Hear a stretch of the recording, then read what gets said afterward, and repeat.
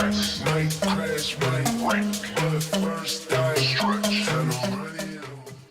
guys, welcome back to the Real Gunners podcast. We're coming at you with some serious news. Very, very. Uh, my name is Matty Boy. This is Jay Reps. We're chilling, trying to make sense of whatever just happened. Jay, how you feeling right now about the I news? mean, it's pretty wild, to be honest. I mean, there's been rumors about this going on for, I would say, a couple of years now, to be like, honestly, and to actually see that the announcement was made that it's actually happening and like the uproar it's caused in the entire football community is pretty insane. It's pretty wild. Yeah, it's actually, I think when was it? 2009, Arsene Wenger predicted this. He was like, Oh yeah, I the just saw that Champions League article. Isn't going to be enough for some of these clubs. I saw that. They need I more mean, money. that's crazy because it's. I always thought like it would be, but based off of like, for example, like I saw like Florentino Perez, like the Real Madrid owner, he was like, COVID plays such an impact on all these big clubs that they lost so much revenue and like fans, like the ticket sales and everything like that, that they're like desperate to make that up in some way, shape, or form. So this was like, all right, fuck it, this is the time. If not now, when is it? I guess this is what their mindset was. Yeah, man, it's the fact that they just announced it all at once and just kind of laid it all out there. Yeah, Right before, I think it was the day before UEFA was going to come up with this new thing that is going to actually benefit those bigger clubs and give them more money. I yeah. guess it just wasn't enough, so they took it into their Because own hands. they were originally planning to upgrade the regular Champions League and like make it like a bigger tournament essentially with more clubs participating and more games. I think like double elimination or something along those lines. And allow other more teams in domestic leagues to be able to qualify for it. Yeah. Once again, like based on what Fiorentino Perez, he's like, oh, it's like too complicated or something like that, that it's not going to work out and things along that nature. Well, it's easier to say that when you got 50 million guaranteed for every founding club. But Yeah, anyway, let's get into it. I'm going to read a little bit off the website here. yeah, for So, sure. Let's give a little background in case people don't know what's going on. sure, go ahead, Jay. So let me see. So the website says leading European football clubs announce new Super League competition. 12 of Europe's leading football clubs have today come together to announce they have agreed to establish a new midweek competition, the Super League, governed by its founding clubs. See, that right there kind of annoys me because Mm-hmm. you're never supposed to have the participants dictating. Mm-hmm. UEFA is like its separate thing. It's not like Yeah. UEFA FC. But anyway, so Uh, moving on. AC Milan, Arsenal FC, Atletico de Madrid, Chelsea FC, FC Barcelona, FC Internacional Milano, Inter, Juventus FC, Liverpool FC, Manchester City, Manchester United, Real Madrid, CF, and Tottenham Hotspur have all joined as founding clubs. Sorry for chuckling right there at the end. It's Tottenham being there is hilarious. it is Same with Arsenal, to be honest. Right. It is anticipated that a further 3 clubs will join ahead of the inaugural season, which is intended to commence as soon as practicable. Practicable. What? Yeah, that's a word. Going forward, the founding clubs look forward to holding discussions with UEFA and FIFA to work together in partnership to deliver the best outcomes for the new league and for football as a whole. Whew. Well, that was a Yeah, mouthful. absolutely. What do you think, Jay? What are your first takes on that? So here's the thing. My take on it has I feel like it's initially changed from when the news first came out. Because as Okay. more information is coming out about it and it's like, all right, this is low key fuck.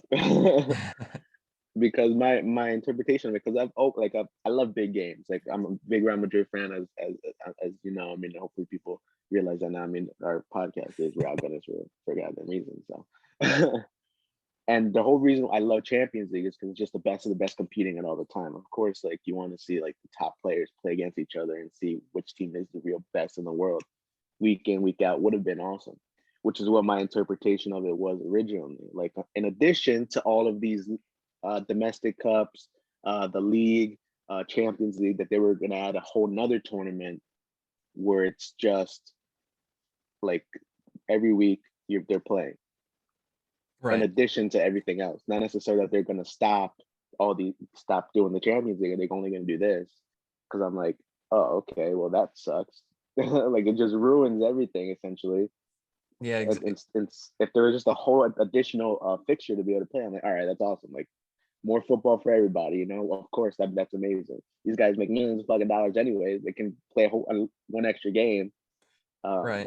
and that way they get more revenue to sign maybe even more players.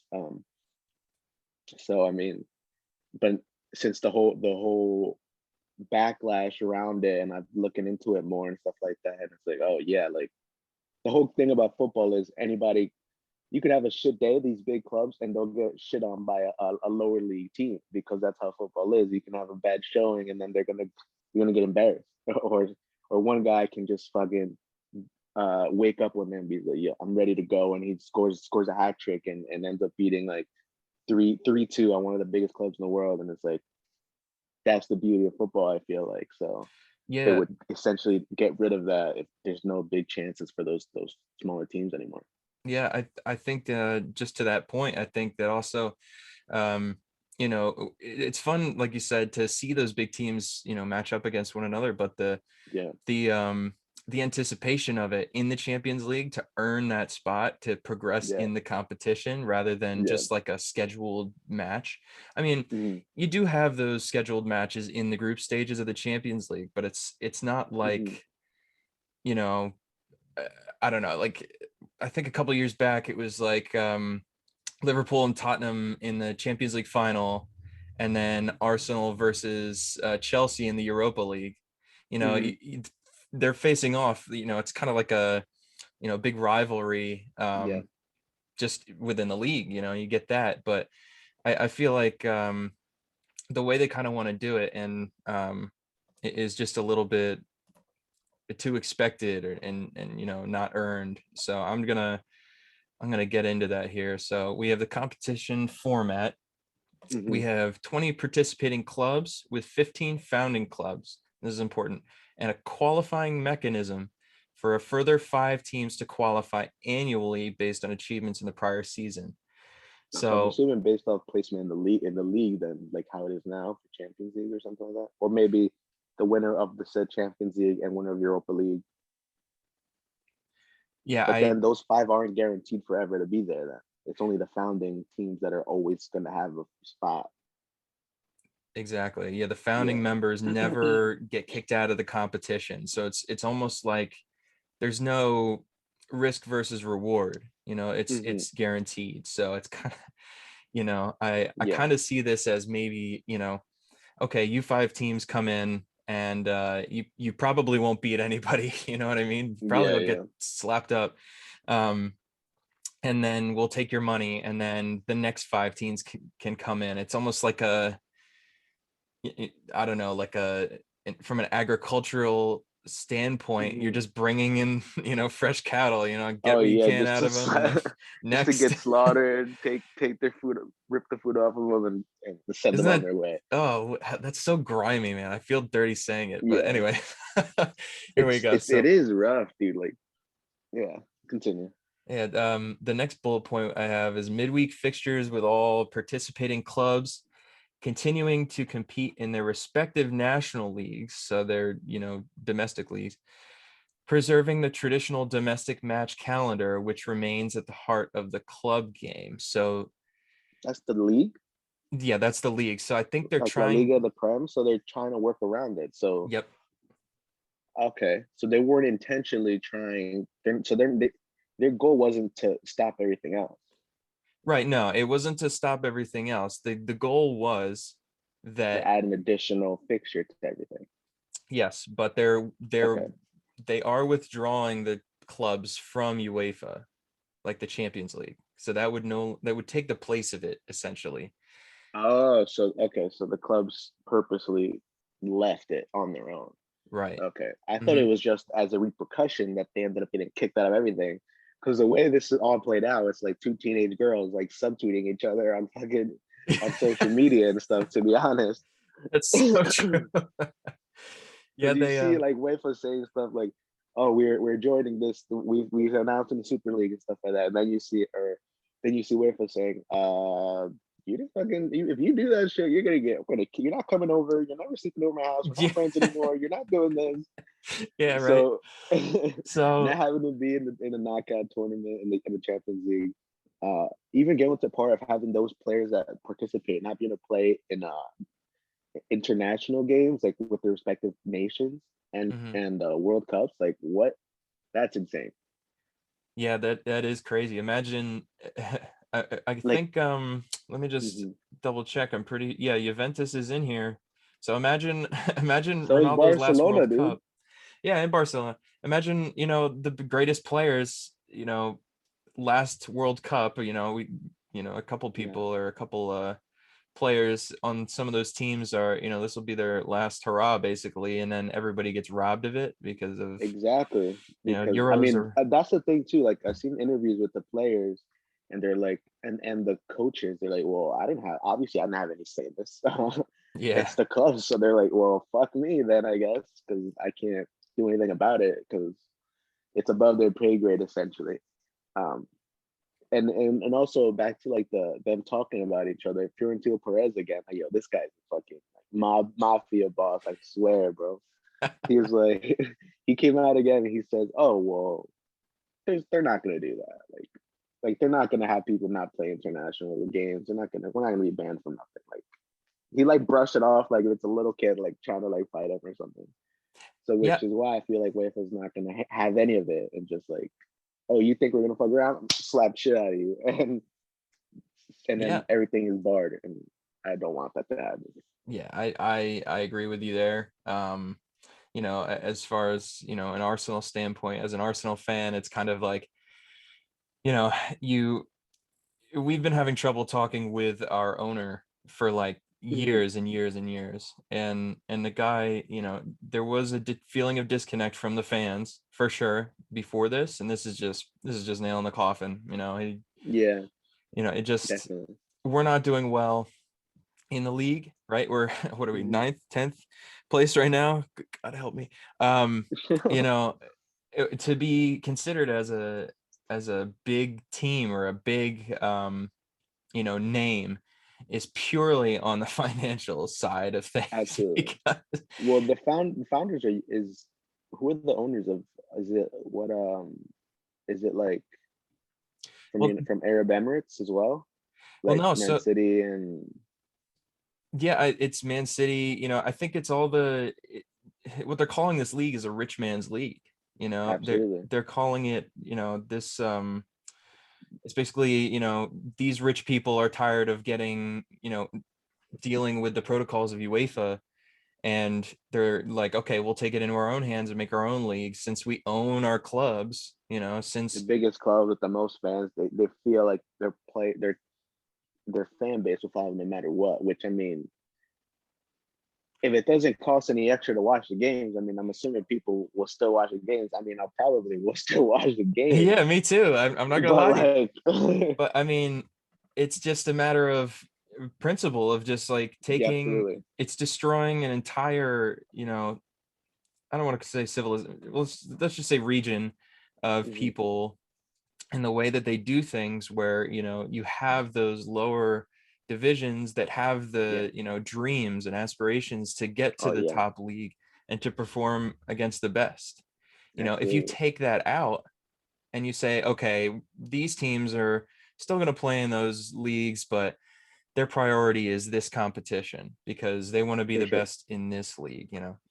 Just going forward here though, the last bullet they have here on how it's kind of set up is an August start with clubs participating in two groups of 10, playing home and away fixtures. So you're looking at 16, well, no, what is it? 18 matches total, with the top three in each group automatically qualifying for the quarterfinals. Teams Hmm. finishing fourth and fifth will then compete in a two-legged playoff for the remaining quarterfinal positions. A Hmm. two-leg knockout format will be used to reach the final at the end of May, which will be staged as a single fixture at a neutral venue. Okay, and right before we get into that, um, the president for Real Madrid, your boy, My boy. Florentine Perez. So keep in mind everything we just said about you know, not being able to get booted out of the league and you know, Yeah. being having that sense of security. He says, and this is why I don't think there's a very good understanding of what's happening, and you Hmm. know, this is just an appeasement statement. He said, we will help football at every level and take it to its rightful place in the world. Football Hmm. is the only global sport in the world with more than 4 billion fans, and our responsibility as big clubs is to respond to their desires. So, if that Yeah. isn't the biggest lie I've ever heard in my life, Yeah. So the only thing I agree with that statement is that football is the biggest sport in the entire world. The only thing I agree with yeah, that entire statement is it's the only sport that is played all over the entire globe of this planet, that this little marble that we sit on in space. So like it's crazy that the fact that, I mean, unless he has some sort of data that shows that like views are down or something, which way very much could be. I mean, but not necessarily because of the sport going down, but because of, for example, COVID and stuff like that. Which, if he doesn't take that into account, his analytics are completely fucking wrong. and and if he's going based off of that, it's just not it. But to show like this, because I mean, here we probably think here in the United States, a lot of people are, of course, they watch like basketball and football, and it's like that's their staple, but they don't realize that football, soccer is global. That it's the fan base is just crazy. Like just on the World Cup final views, for example, versus like a NFL Super Bowl or something like that. It's just greatly, it blows it out the water. yeah, and you know, to that, I think that the way they're kind of formatting things is way more Americanized as far as the Hmm. model goes for this new league. Yeah. You I know, mean, yeah, there was something that said like the majority of the owners that are there from those clubs are some American or something yeah, like that. American run, or like I know the, you know, the guy who, American, Russian. yeah, the Arsenal owner owns the Rams, you know, and he Oh, lives really? in Denver. And Oh, you know, okay. I didn't know everybody, that. you know, it's kind of like it's just frustrating because a lot of the people in England, fans from the Big Six, you know, they're the Big Six Mhm. for a reason. They're in uproar about this Oh, absolutely. because there Fans is are going no, wild. it's been this way for years and years and years, you know, over 100 years, like Tradition. similar to this. And you know, it's becoming a little bit more like the NFL, where you have your teams, you know, you have your draft, everybody gets kind of a fair shake, but everybody's in the league every year. You know, Yeah, yeah, that's the so thing. Which I um feel like is which that's the thing I want to get into too, because you have these tournaments, the FA Cup and the Copa del Rey, for example, that gives all these smaller divisions a chance to play into it and go up against these teams to have a sense of competition, so they can feel that this random low club from like the Premier League playing against, like, let's say a Manchester United or something in like the, what is it, not even the quarterfinals, the like round of 16 or something like that.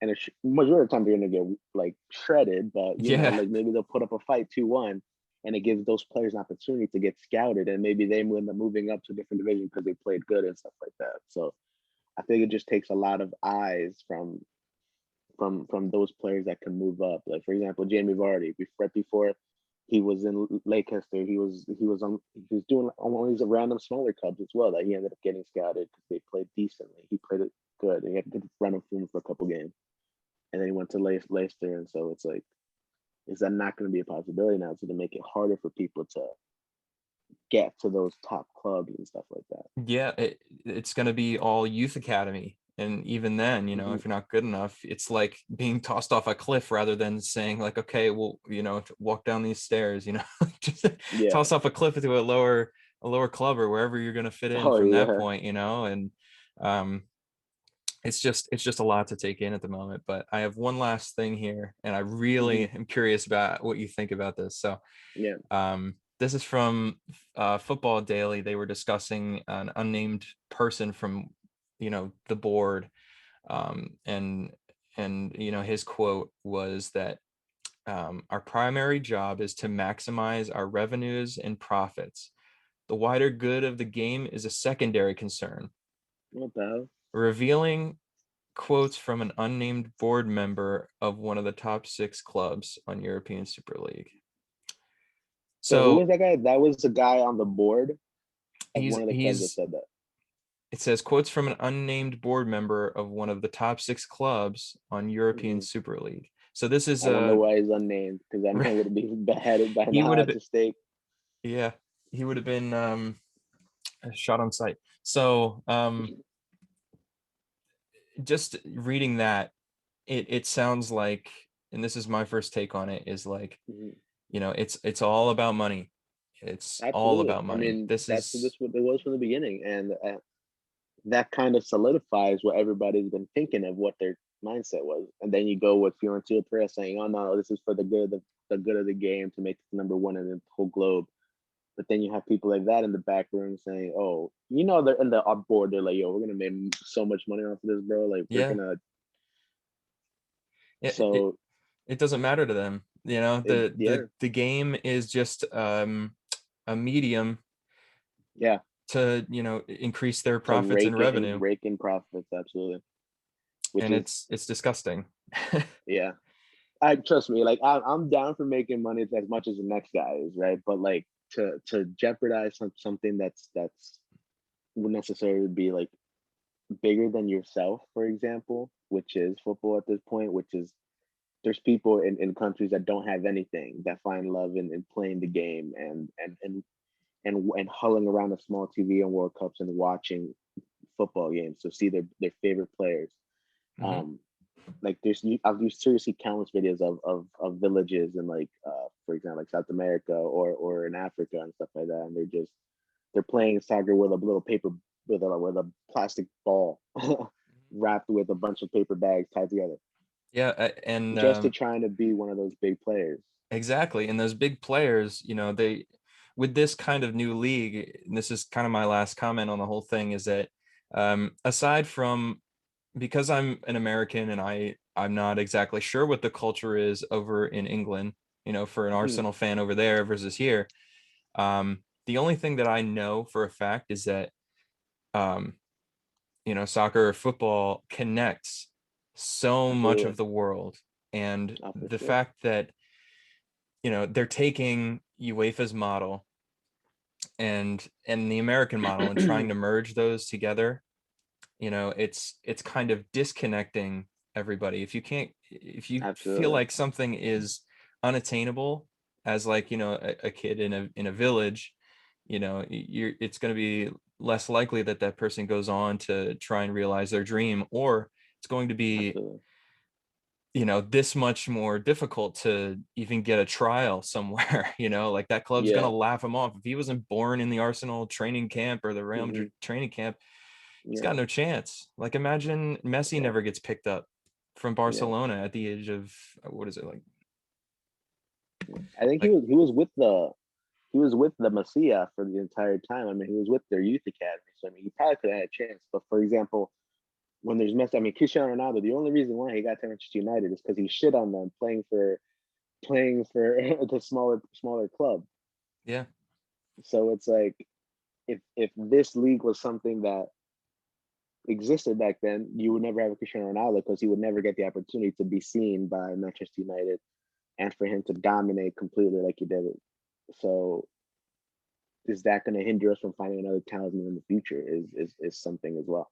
Well, that's a, another topic that's definitely, with this, it goes hand in hand, and Yeah. you're gonna see less and less standout players.